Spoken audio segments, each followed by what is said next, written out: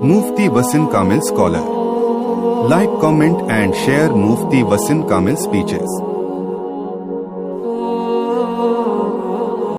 इसका ताल्लुक पीछे की आखिरी आयत से भी है, जिसके अंदर ये बताया गया था कि जब हुजूर अकरम सल्लल्लाहु अलैहि वसल्लम मक्का से मदीना तशरीफ़ ले गए तो तकरीबन आप 16 या 17 महीने बैतुल मुक़द्दस की तरफ मुँह करके नमाज अदा फरमाते थे। अल्लाह के नबी और सहाबाए किराम, इनकी क्या तमन्ना थी, आरज़ू थी कि जो जद्दे अमजद है हज़रत इब्राहीम अलैहिस्सलाम और हज़रत इस्माईल अलैहिस्सलाम, तो उन्होंने जो काबा तामीर किया है, काबा हज़रत इब्राहीम ने तामीर किया अल्लाह के हुक्म से, तो अल्लाह के नबी की चाहत ये थी कि आप काबे की तरफ रुक करके नमाज अदा फरमाएं। और नबी की चाहत थी तो अल्लाह ताला ने हुक्म नाज़िल फरमाया कि फवल्ली वजहक शतरल मस्जिदिल हराम। अब इस हुक्म नाजिल होने पर किन्होंने एतराज़ किया? आप सल्लल्लाहु अलैहि वसल्लम पर यहूदी एतराज़ करने लगे, ये कैसे अल्लाह के पैगंबर है, ये कैसे नबी है, कभी तो ये बैतुल मुक़द्दस की तरफ रुक करके नमाज पढ़ते हैं और कभी बैतुल्लाह की तरफ रुक करके नमाज पढ़ते हैं। यहूदियों का काम ही था एतराज़ करना, उनके खून में था किसी चीज़ को टोक रोक करना, उनकी फितरत थी। तो अल्लाह के नबी के तो दुश्मन थे, तो यहूदियों को जवाब दिया अल्लाह ताला ने, अल्लाह के तरफ से जवाब आया उनके इस अमल का, कुल लिल्लाहिल मशरिक़ुल मग़रिब, ऐ मोहम्मद सल्लल्लाहु अलैहि वसल्लम आप कह दीजिए कि मशरिक़ और मग़रिब सब अल्लाह के लिए। ऐसा नहीं है कि ये रुख अल्लाह ने तय किया तो इसी तरफ अल्लाह है, बल्कि जितने भी रुख है, चाहे मशरिक़ हो, मग़रिब हो, शुमाल हो, जुनूब हो, सब तरफ अल्लाह ही की हुकूमत चलती है और अल्लाह हर रुख के तरफ मौजूद है। उसके बाद में हज़रत नबी करीम सल्लल्लाहु अलैहि वसल्लम दुनिया में तशरीफ़ लाए। तो आप दुनिया में क्यों तशरीफ़ लाए, आपके आने का क्या मकसद था? तो कुरान ने बताया, कमा अरसलना फीकुम रसूलन मिनकुम यतलू अलैकुम आयातिना व युज़क्कीकुम व युअल्लिमुकुमुल किताब वल हिकमा व युअल्लिमुकुम मा लम तकूनु तालमून। अल्लाह के नबी सल्लल्लाहु अलैहि वसल्लम का मकसद क्या था? 4 मकसद में से पहला मकसद अल्लाह की आयतों की तिलावत करना, कुरान शरीफ की तिलावत करते थे, सहाबा को समझाते थे। दूसरा मकसद जो नफूस के अंदर, दिलों के अंदर जो गंदगी लग जाती है, कीने की गंदगी लग गई, गुनाहों की वजह से दिल काला हो जाता, तकब्बुर का दिल में आ जाता है, नफसानी ख्वाहिशात दिल में जगह बना लेती है, तो अल्लाह के नबी सल्लल्लाहु अलैहि वसल्लम दूसरा मकसद था आपके आने का, दिलों को पाक साफ करना। ये दूसरा मकसद हज़रत नबी करीम सल्लल्लाहु अलैहि वसल्लम। तीसरा मकसद आप सल्लल्लाहु अलैहि वसल्लम क्या था? किताब की तालीम देना, लोगों को कुरान समझाना, उनको बताना, उनकी रहबरी करना और उनको ये बताना कि तुमको अल्लाह ने दुनिया में क्यों पैदा किया है, तुम किस मकसद के लिए दुनिया में आए हो। किताब की तालीम आप देते थे। चौथा मकसद जो था हिकमत तालीम, हिकमत के साथ में आपने हजरात सहाबा को, मुशरिकीन मक्का को समझाया और कुरान करीम ने यही 4 बातें और भी आयतों में बयान फरमाई है कि नबी के क्या मकसद होते हैं आने के और उनका क्या काम होता है। उसके बाद में अल्लाह ताला ने इन्ना सफा वल मरवत मिन शआइरिल्लाह फमन हज्जल बैत अव इतमर फला जुनाह अलैहि अन यतवफ बिहिमा कहकर के सफा मरवा की तरफ इशारा किया कि ज़माने जाहिलियत के अंदर लोग सफा मरवा पर बुत रखे हुए थे। ज़माने जाहिलियत में असाफ और नायला नाम के बुत थे, तो लोग उनकी तवाफ करते थे, उसकी इबादत करते थे वो बुतों की। अब जब अल्लाह ताला ने यह आयत नाजिल फरमाई, सहाबा कतराते थे उन पहाड़ों की तरफ जाने से, क्योंकि ज़माने जाहिलियत में लोग वहाँ पर भूतों की परस्तिश करते थे, उसका चक्कर लगाते थे। अब मुसलमान तवाफ से बचने लगे तो बताया गया कि ये सफ़ा मरवा ये उनका नहीं है, बल्कि ये इस्लामी शाइर है, इस्लामी अलामत है, इसलिए तुमको उस पर तवाफ करना ही पड़ेगा। और तवाफ करने में कोई हरज नहीं है कि तुम अगर सफ़ा मरवा के चक्कर मारोगे तो इसका ये मतलब नहीं होगा कि तुमने आसाफ और नायला की इबादत की, बल्कि ये तो अल्लाह का हुक्म है। अल्लाह तबारक व तआला ने ये सफ़ा मरवा का हुक्म दिया। जब कोई आदमी उम्रा करता है तो تو وہ بھی صفا مروہ کی سعی کرتا ہے، اور حجاج کرام بھی اس پر عمل کرتے ہیں۔ تو یہ کتاب الحج کے اندر بڑے تفصیل کے ساتھ میں حضرات فقہاء کرام نے ان کے مسائل بیان فرمائے۔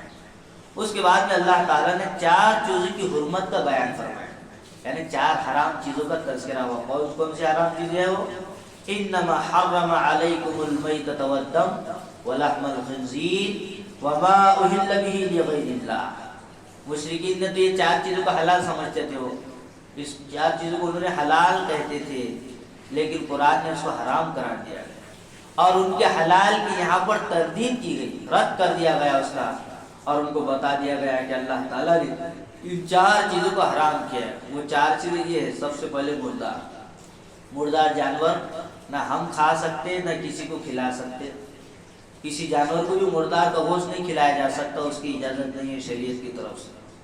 نمبر 2، بہنے والا خون بھی حرام ہے، اور خون کا بیچنا بھی جائز نہیں۔ اگر کوئی آدمی کسی جانور کو ذبح کر کے اس کے خون کے کٹورے میں جمع کر کے اس کو بیچتا ہے، شریعت اس کی بھی اجازت نہیں دیتی، کیونکہ یہ حرام ہے، اور حرام کی بیع کی اجازت نہیں دیا جائے گا، اس لیے خون کو حرام قرار دیا گیا۔ خون ناپاک ہے، چاہے وہ انسان کا ہو چاہے وہ جانور کا ہو۔ نمبر 3 پر خنزیر یہ نجس العین ہے، یہ بھی حرام ہے، اس کا گوشت بھی حرام ہے، اور جو چیزوں میں اس کے اجزاء مل جائے وہ بھی حرام ہو جاتی ہے۔ اس کے بعد میں ایسا جانور جس پر غیر اللہ کا نام لیا گیا ہو، کہ ذبح تو اللہ کے نام سے کر رہے ہیں لیکن اس کو نظر و نیاز کے نام سے کھلایا جا رہا ہے، یہ بھی جائز ہے۔ اور یہ فلاں بزرگ کا جانور ہے، فلاں بزرگ کا گھوڑا ہے، اور یہ سب چیزیں کیا ہے، غیر اللہ کے زمرے میں آ جاتی ہے، شریعت نے اس سے منع کیا۔ جو بھی جانور ہوگا اللہ کے لیے ہوگا، اور اللہ ہی کے نام پر اس کو ذبح کیا جائے گا۔ تو یہ 4 چیزیں کون حلال سمجھتا تھا؟ اس کو مشرک حلال سمجھتے تھے، تو قرآن نے ان کو بتلا دیا کہ یہ حلال نہیں بلکہ یہ حرام ہے، اللہ نے اس کو حرام قرار دیا۔ اس کے بعد میں اللہ تعالیٰ نے قصاص کا حکم بتایا، قصاص وَلَكُمْ فِي الْقِصَاصِ حَيَاةٌ يَا أُولِي الْأَلْبَابِ لَعَلَّكُمْ تَتَّقُونَ، کہ اگر کوئی آدمی کسی کو قتل کر دے، اس کا مرڈر کر دے رہا ہو، تو اس کے بدلے میں اس کو قصاص دینا پڑے گا، یا تو قتل کے بدلے میں قتل ہو جانا پڑے گا، یا اس کے وارثی، اس کے جو سرپرست ہے، وہ جتنا پیسہ اس کے جان کے بدلے میں مانگ رہے ہیں اتنا دینا پڑے گا۔ یہ کیوں شریعت نے عائد کیا قصاص کو؟ اس لیے عائد کیا تاکہ بدامنی نہ پھیلے، لوگ جو ہے قتل کرنے سے ڈرے، کسی کو نقصان پہنچانے سے ڈرے، اور یہ قتل ہونا بند ہو جائے گا قصاص کی وجہ سے، لوگ کسی کو ظلم نہیں کریں گے۔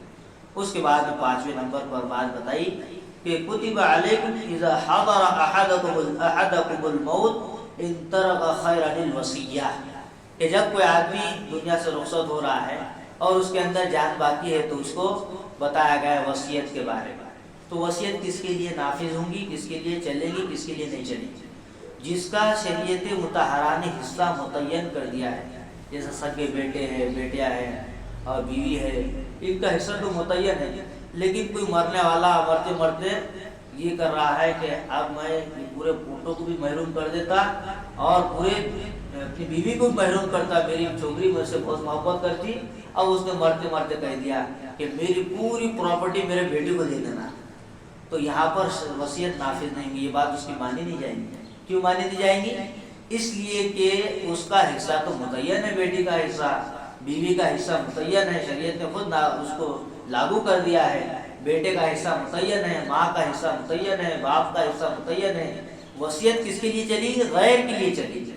مثلا مثال کے طور پر کہ اس کا کوئی بھانجا ہے، اب وہ مرنے والا ہے، وہ یہ وصیت کر رہا ہے کہ میرے بھانجے کو جو ہے کچھ نہ کچھ تم دینا، تو وصیت کتنے حصے میں نافذ ہوگی؟ تیسرے حصے میں نافذ ہوگی، یعنی اگر 3 لاکھ روپے ہے تو 1 لاکھ روپے جس کے لیے اس نے مرنے والے نے وصیت کیا ہے اس کو دیا جائے گا۔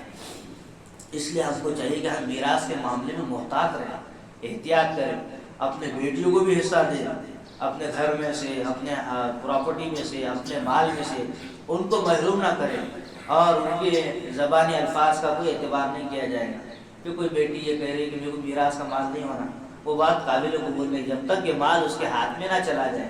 اب اس کے ہاتھ میں مال جا رہا ہے، اب وہ واپس کر دے رہی تو پھر وہ بات مانی جائے گی۔ اس لیے ہم میراث میں یہ نہ سمجھیں کہ ہم نے ان کی شادی کرا دی، خوب دہیج دان دے دیے تو میراث کا حق ادا ہوا ہے، نہیں، یہ تو ہم نے جو کی وہ فضول کام تھا، یہ شریعت کا حکم ہے، اللہ کا حکم ہے۔ اور اگر کوئی آدمی، کوئی والد اپنی بچی کو میراث سے محروم کر دے گا، کل قیامت دن اللہ تعالیٰ کے یہاں پر اس کی پکڑ ہوگی۔ اگر کوئی اپنے بچوں کو میراث سے محروم کرے گا، میراث نہیں دے گا ان کو، اللہ کے یہاں پر ان کی پکڑ ہوگی، اور بہترین جو ہے ان کی تربیت وہاں پر کریں گے اللہ تعالیٰ، میراث کے دبانے کی وجہ سے اس پر عمل نہیں کرنے کی۔ اس کے بعد میں چھٹا حکم بتایا، یا ایھا الذین آمنوا کتب علیکم الصیام کما کتب علی الذین من قبلکم لعلکم تتقون۔ اللہ تعالیٰ نے یہاں پر روزے کی فرضیت کو بتایا کہ روزہ ہم پر فرض کیا گیا، ہم پر ہی نہیں، ہم سے پہلے جو امت آئی ان پر بھی روزہ تھا، ان کے لیے بھی روزہ تھا، اور ہم کو بھی اللہ نے روزہ دیا۔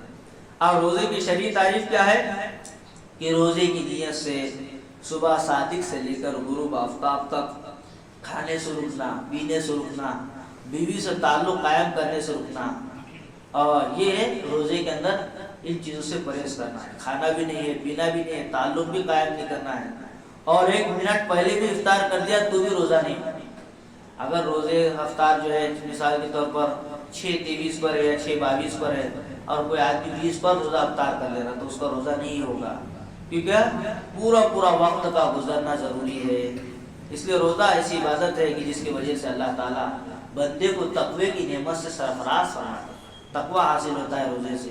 پھر اللہ تعالیٰ نے بتایا کہ مسافر اور مریض کے لیے رمضان کے روزوں کا اور فدیے کے متعلق احکام بیان فرمایا۔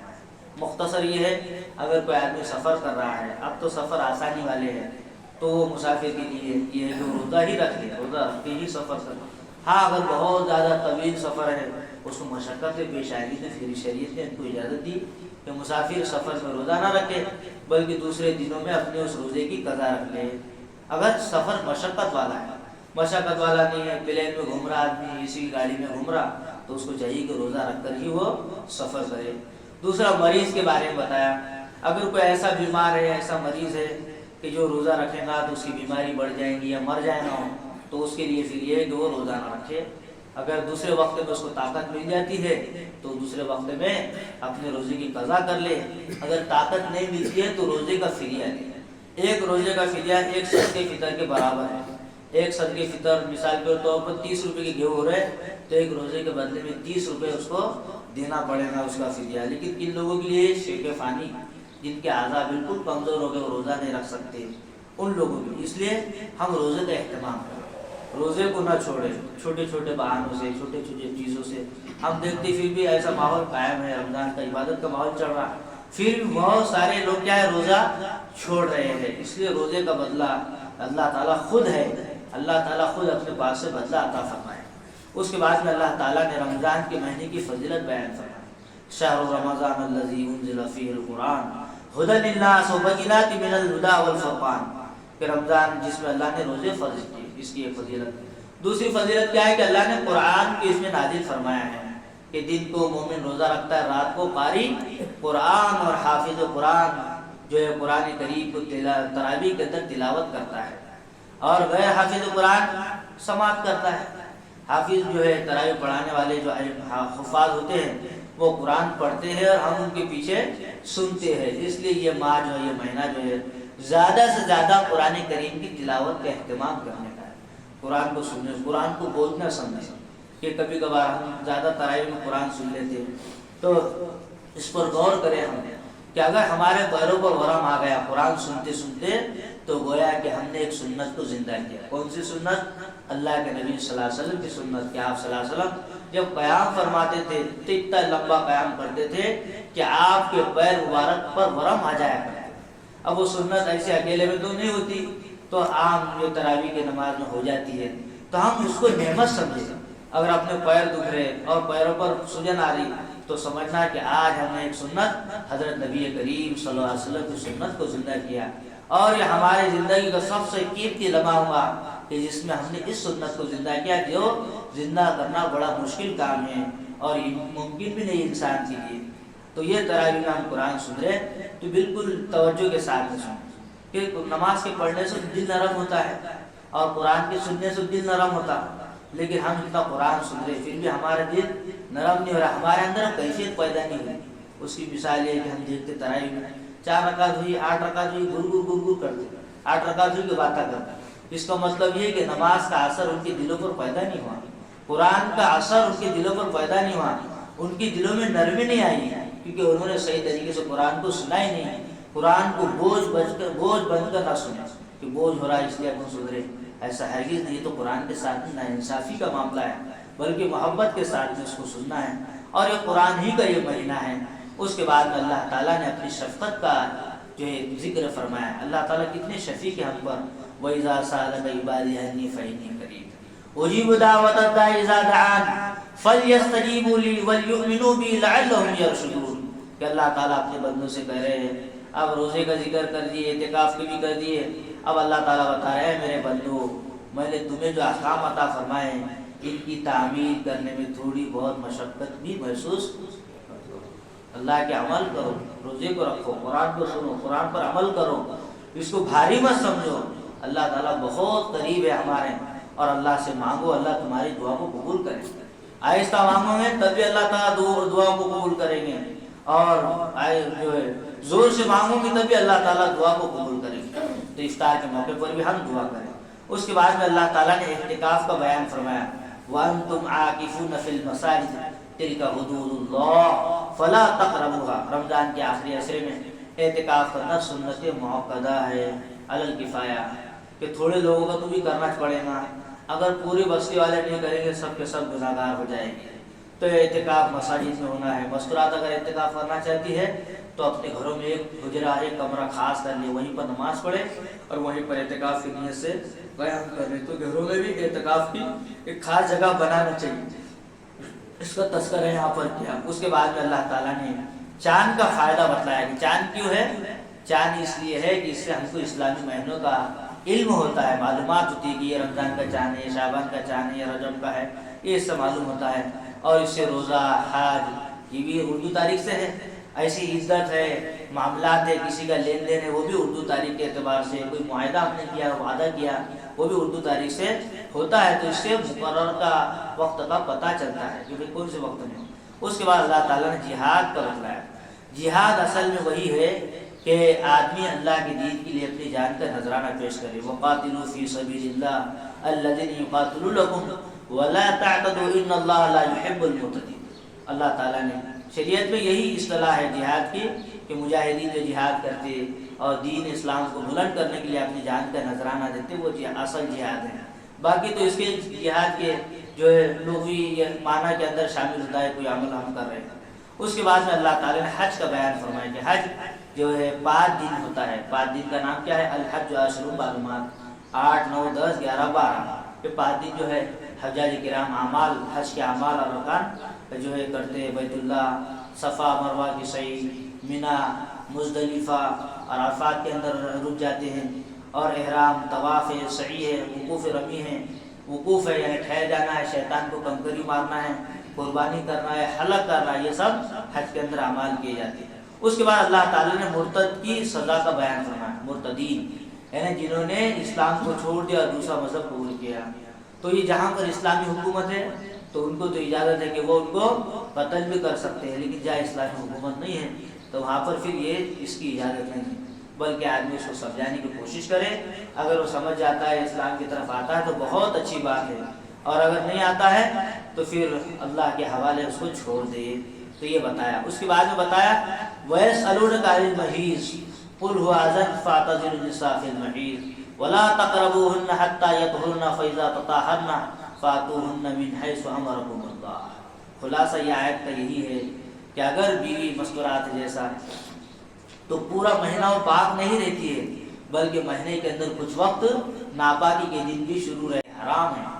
اسی طریقے سے بچے کی ولادت ہو گئی، بچہ پیدا ہو گیا، اس کے بعد بھی جو ناپاکی کچھ دن چلتے ہیں اس میں بھی تعلق قائم کرنا حرام ہے، جائز نہیں ہے۔ اگر کوئی ایسا کرے گا تو گویا کہ وہ شریعت کی حدود کو توڑ رہا ہے۔ اسی طریقے سے بیوی ہے، بیوی سے تعلق قائم کرنے کے لیے اللہ تعالیٰ نے فاتو حرسکم حنا شیتم بتلایا کہ سامنے سے جو ہے تعلق کو قائم کرنا ہے۔ اگر کوئی آدمی اس کے خلاف کام کرتا ہے تو وہ بھی حرام ہے، شریعت نے اس سے منع فرمایا ہے۔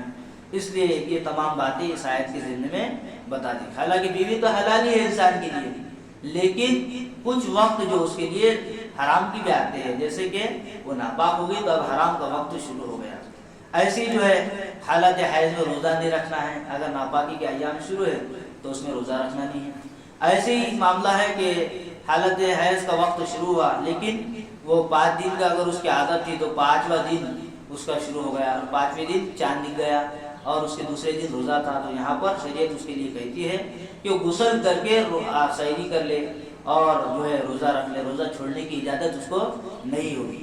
اس کے بعد اللہ تعالیٰ نے طلاق کا بیان فرمایا، الطلاق مرتان فإمساک بمعروف أو تسریح بإحسان. طلاق کے ذہن نشین کر لے اس مسئلے کو، بہت آسان ہے. ایک دیا تو ایک ہوا، 2 طلاق دیا تو 2، 3 طلاق دیا تو 3. تو طلاق کب دینا ہے؟ کہ شریعت نے طلاق کو پسند فرمایا؟ نہیں، شریعت نے طلاق کو پسند نہیں ہے، ممدود اور محمود نہیں ہے طلاق، بلکہ اس وقت ہے کہ جب میاں بیوی روزانہ جھگڑے کرتے رہتے، روز جھگڑے کرتے رہتے، روز جھگڑے کرتے رہتے. سمجھانے والے سمجھا رہے، سال بھر ان کی جھگڑے میں گزر گئے. اب وہ جو ان کا فیصلہ دینے والا ہے، اب وہ دیکھ لے گا کہ ان کے اندر نباہ نہیں ہو سکتا، یہ ان کی بھی زندگی برباد کر رہے، دوسرے کا بھی ٹائم برباد کر رہے. اب شریعت ان کو اجازت دی کہ تم یہ کام کرو، طلاق دے کر کے اچھے سے الگ ہو جاؤ. کوئی کسی پر ظلم مت کرو، نہ عورت آدمی پر ظلم کرے نہ آدمی عورت پر ظلم کرے. تو 3 طلاق اگر کوئی اکٹھی دے رہا تو وہ بھی 3 ہی طلاق واقع کی جائے گی. ایسے کوئی آدمی ہے اور اس کے پاس میں بندوق ہے اور بندوق میں 3 گولیاں ہیں اور ایک سے اس نے تینوں کو گولیاں چلا ڈالا، 3 گولیاں، تو اس کو گنتی کے اعتبار سے، علم ریاضی کے اعتبار سے 3 ہی سمجھا جائے گا، اس کو 1 نہیں سمجھیں گے. تو طلاق کا یہ بڑا حساس مسئلہ ہے، اس لیے اس میں ہم کو ایسا کام بالکل نہیں کرنا چاہیے کہ ہمارے کسی مسئلے کی وجہ سے لوگ جو ہے حرام کام کے اندر لگ جائیں. اللہ کے نبی صلی اللہ علیہ وسلم کی روایت ہے جس کا خلاصہ ہے، ایک زمانہ میری امت پر ایسا آئے گا کہ لوگ اپنی بیویوں سے زنا کریں. تو صحابہ نے سمجھ میں نہیں آیا کہ بیوی سے آدمی کیسا زنا کرے گا، بیوی تو حلال ہے. تو بتایا گیا کہ بیوی سے زنا کرنے کا مراد یہ ہے کہ وہ جو ہے اپنی بیوی کو طلاق دے چکے ہوں گے اور اس سے فائدہ اٹھا رہے ہوں گے، تو یہ زنا ہی ہے، کیونکہ بیوی نکاح سے نکل گئی تو وہ زنا کے اندر شمار ہو جاتا ہے. اس لیے طلاق کے معاملے میں محتاط رہنا چاہیے، علماء سے مسئلہ پوچھنا چاہیے اور اس طریقے سے مسائل نہیں پوچھنا چاہیے کہ بھئی اپنا مسئلہ حل نکل رہا ہے کہ نہیں نکل رہا. بہت سارے لوگ ہمارے پاس مسائل لاتے، وہ اس لیے لاتے تاکہ ہم کو جواز کا فتویٰ مل جائے کہ وہ یہ نہیں بول رہا کہ یہ تو حق بولتا ہے، تو اس نے حق بول دیا تو اس کے حساب سے زندگی گزار رہا ہے. نہیں، ایک حرام ہے اور ایک حلال ہے، ایک عذاب ہے اور ایک ثواب ہے. کہ بھئی جو ہے جب حرام اور حلال کا جب مقابلہ کیا جائے گا، حرام کا اور حلال کا دونوں کا جب ٹکر ہوگی تو شریعت یہ کہتی ہے حلال کو ترجیح نہیں دی جائے گی، حرام کو ترجیح دی جائے گی. کیونکہ اگر وہ حرام پر عمل کرے گا تو اس سے تو گناہ ہی ہونے والا ہے، اور اگر وہ جو ہے حلال ہے تو پھر تو کوئی حرکت ہی نہیں ہے. اس لیے حرمت کو زیادہ معنی رکھا گیا ہے. اس کے بعد میں اللہ تعالیٰ نے رضاعت کا حکم بیان فرمایا. کوئی بچہ 2 سال کے اندر اگر کسی عورت کا دودھ پی لیتا ہے تو وہ اس کی رضاعی ماں بن جاتی ہے. اور جیسے حقیقی جو رشتے ہوتے ہیں بہن بھائی کے، پھپھو کے، خالہ کے، ایسے رشتے میں وہ بھی بن جاتا ہے دودھ پینے والی. کوئی 10 سال کے بعد 20 سال کے بعد میں دودھ پی رہا تو وہ رضاعت میں نہیں آئے گا، وہ رضاعت کے اندر نہیں گا، وہ گناہ گار ضرور مانا جائے گا، گناہ کبیرہ ہوگا وہ. اگر کوئی شخص دودھ پی لیتا ہے منہ کے اندر لے کر کے حلق میں اتر جاتا ہے تو گناہ کبیرہ ہے، بڑا گناہ اس نے کیا. لیکن نکاح سے اس کی بیوی نہیں نکلے گی، کیونکہ اس کی بیوی، لوگ بہت یہ سمجھتے کوئی بیوی کا دودھ اگر پی لیا کسی انسان نے تو اس کی ماں بن گئی. نہیں، ماں بننے کے لیے 2 سال کا ہونا ضروری ہے، 2 سال کے اندر ہونا. کیونکہ قرآن میں یہاں بتا رہے حولین کاملین، 2 سال. تو یہ 2 سال کے اندر اگر کوئی بچہ کسی کا دودھ پیتا ہے تو